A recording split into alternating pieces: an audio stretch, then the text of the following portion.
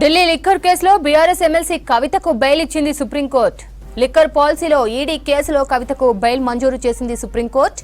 Delhi liquor పాలసీలో ED, CBI కేసుల్లో bail కోరుతూ సుప్రీంకోర్టును ఆశ్రయించారు కవిత. దీనిపై విచారణ చేపట్టిన జస్టిస్ గవాయ్, జస్టిస్ విశ్వనాథ్తో కూడిన ధర్మాసనం ఇవాళ బెయిల్ ఇచ్చింది. లిక్కర్ పాలసీలో అరెస్ట్ అయిన ఎమ్మెల్సీ కవిత 153 రోజుల పాటు జైల్లో ఉన్నారు. ఢిల్లీ లిక్కర్ కేసులో బీఆర్ఎస్ ఎమ్మెల్సీ కవితకు బెయిల్ ఇచ్చింది సుప్రీంకోర్టు. ఢిల్లీ లిక్కర్ పాలసీలో ఈడీ, సీబీఐ కేసుల్లో కవితకు బెయిల్ మంజూరు చేసింది. ఢిల్లీ లిక్కర్ పాలసీలో ఈడీ, సీబీఐ కేసుల్లో బెయిల్ కోరుతూ సుప్రీంకోర్టును ఆశ్రయించారు కవిత. దీనిపై విచారణ చేపట్టిన జస్టిస్ గవాయ్, జస్టిస్ విశ్వనాథ్తో కూడిన ధర్మాసనం ఇవాళ బెయిల్ ఇచ్చింది. లిక్కర్ పాలసీలో అరెస్ట్ అయిన ఎమ్మెల్సీ కవిత 153 రోజుల పాటు జైల్లో ఉన్నారు. ఢిల్లీ లిక్కర్ కేసులో బీఆర్ఎస్ ఎమ్మెల్సీ కవితకు బెయిల్ ఇచ్చింది సుప్రీంకోర్టు. ఢిల్లీ లిక్కర్ పాలసీలో ఈడీ, సీబీఐ కేసుల్లో బెయిల్ ఇస్తూ ఉత్తర్వులు ఇచ్చింది. ఢిల్లీ లిక్కర్ పాలసీలో ఈడీ, సీబీఐ కేసుల్లో బెయిల్ కోరుతూ సుప్రీంకోర్టును ఆశ్రయించారు. దీనిపై విచారణ చేపట్టిన జస్టిస్ గవాయ్, జస్టిస్ విశ్వనాథ్తో కూడిన ధర్మాసనం ఇవాళ బెయిల్ ఇచ్చింది. కవిత తరపున సీనియర్ న్యాయవాది ముకుల్ రోహిత్గి, ఈడీ, సీబీఐ తరపున ఏఎస్జీ వాదనలు వినిపించారు. ఢిల్లీ లిక్కర్ పాలసీలో మార్చి 15న అరెస్ట్ అయిన ఎమ్మెల్సీ కవిత 153 రోజుల పాటు జైల్లో ఉన్నారు.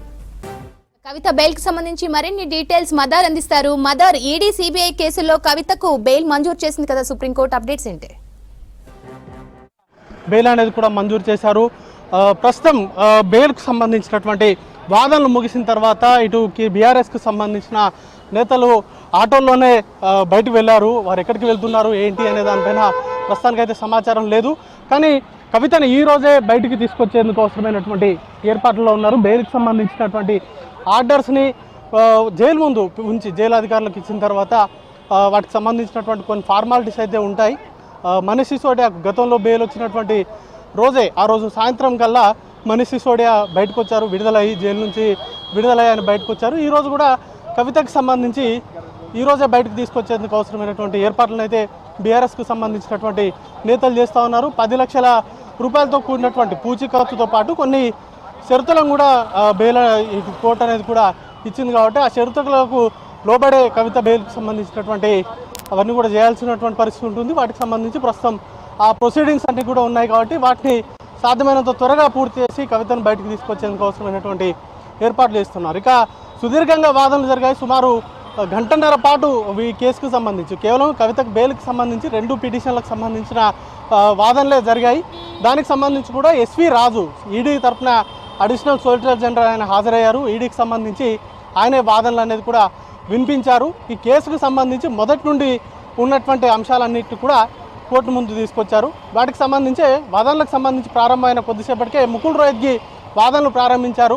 గతంలో ఈడీకి సంబంధించి కౌంటర్ దాఖలు చేయకపోవడం కావచ్చు, ఆ తర్వాత జరిగినటువంటి పరిణామాలు కావచ్చు, అలాగే సెక్షన్ 45 ప్రకారం మహిళగా కవిత బెయిల్కు అర్హురాలు, ట్రిపుల్ టెస్ట్ అనేది కూడా పాస్ అవుతుంది. కాబట్టి బెయిల్ మంజూరు చేయాలి. అలాగే సుప్రీంకోర్టు మనీష్ సిసోడియాకు అలాగే అరవింద్ కేజ్రీవాల్ ఈ కేసులో కో అక్యూజ్డ్గా ఉన్నారు. వారిద్దరికీ కూడా బెయిల్ మంజూరు అయ్యాయి. కాబట్టి కవితకు కూడా బెయిల్ మంజూరు చేయాలి. కవిత ఆల్మోస్ట్ అరెస్ట్ అయ్యి 5 నెలలు దాటుతూ ఉంది. 5 నెలలకు సంబంధించి ఇప్పటి వరకు సిబిఐ కావచ్చు, ఈడీ కావచ్చు, వాటికి సంబంధించినటువంటి విచారణను పూర్తి చేసింది.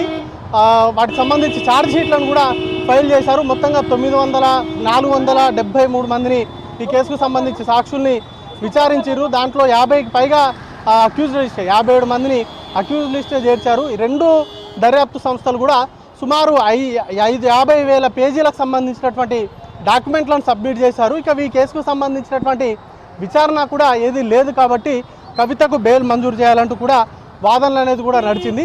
వాటితో పాటు ఇటు ఈడీకి సంబంధించి వాదనలకు సంబంధించి కీలకమైనటువంటి అభ్యంతరాలను కోర్టు ముందు ఉంచారు. దాంట్లో ప్రధానంగా ఈ కేసుకు సంబంధించి కవిత ఎవిడెన్స్ను డిస్ట్రాయ్ చేసేటువంటి ప్రయత్నాలు గతంలో చేశారు. వాటితో పాటు అక్యూజ్డ్గా ఉన్నటువంటి వ్యక్తుల్ని బెదిరించారు. దానిలో భాగంగానే అరుణ్ రామచంద్ర పిల్లై తను అప్రూవర్గా మారుతూ ఇచ్చినటువంటి స్టేట్మెంట్ను వెనక్కి అనేది ప్రధానంగా ఈడీ నుంచి వచ్చినటువంటి అబ్జెక్షన్. దాంతోపాటు ఫోన్లకు సంబంధించి ఆమె ఫోన్లను డిస్ట్రాయ్ చేసి, అంటే ఫార్మాట్ చేసి ఎవిడెన్స్ను పూర్తి స్థాయిలో డిజిటల్ ఎవిడెన్సెస్ లేకుండా చేయడంలో భాగంగా ఫార్మాట్ చేసి సుమారు 11 ఫోన్లను ఆమె దర్యాప్తు సంస్థలకు అప్పగించారు అనేది ప్రధానంగా చెప్తున్నటువంటి అబ్జెక్షన్స్. వాటికి సంబంధించి కోర్టు కొంత తీవ్రంగానే రియాక్ట్ అయింది.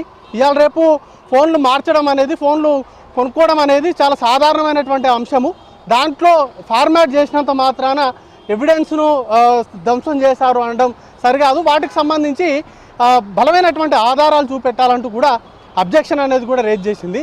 ఇక అక్యూజ్ని బెదిరించారు అనేది ప్రధానంగా ఈడీ తరపు నుంచి వచ్చినటువంటి మరొక అభ్యంతరము. దానికి సంబంధించి కూడా అరుణ్ రామచంద్ర పిల్ల ఎప్పుడైతే ఆయన అప్రూవర్గా మారుతూ ఇచ్చినటువంటి స్టేట్మెంట్ కావచ్చు, ఆ తర్వాత ఇచ్చినటువంటి రిట్రాక్టివ్ స్టేట్మెంట్కి సంబంధించి ఆయన అప్పుడు బెయిల్లో ఆయన కస్టడీలోనే ఉన్నారు. కస్టడీలో ఉన్నటువంటి వ్యక్తుల్ని ఎలా బెదిరిస్తారు అనేది మరొక క్వశ్చన్ అనేది కూడా సుప్రీం ధర్మాసనం నుంచి వచ్చింది. దానికి హాజరైన న్యాయవాదులు కావచ్చు, లేకపోతే కుటుంబ ఆయనను కలిశారు. తద్వారా ఆయన రిట్రాక్టివ్ పిటిషన్ అనేది కూడా దాఖలు చేశారనేది ఈడీ తరపున వాదనలు. వాటికి సంబంధించి కూడా కోర్టు అభ్యంతరం తెలిపింది. వాటికి సంబంధించి ఈడీ కూడా ఈ రెండు కేసులకు సంబంధించి ఇటు వీరికి సంబంధించినటువంటి న్యాయవాదులు ఇద్దరు కూడా ఒకరే, నితీష్ రాణానే దీనికి సంబంధించినటువంటి న్యాయవాదులుగా ఉన్నారు అనేది ప్రధానంగా చెప్పినటువంటి వాదన. వీటన్నిటిని కూడా పరిగణలోకి తీసుకోలేదు. ఫైనల్ ప్రధానంగా ఈడీ సుప్రీంకోర్టు చెప్పినటువంటి మాట, ఈ సెక్షన్ 45కి సంబంధించి ఏదైతే ఉందో వాటిని తప్పుపడుతూ ప్రస్తుతానికైతే బెయిల్ అనేది కూడా మంజూరు చేసింది. 10 లక్షల రూపాయల పూచీకత్తుతోటి బెయిల్ మంజూరు చేస్తూ వాటికి సంబంధించినటువంటి ఆర్డర్స్ అయితే ఈరోజు పాస్ చేసింది. శ్రవంతి.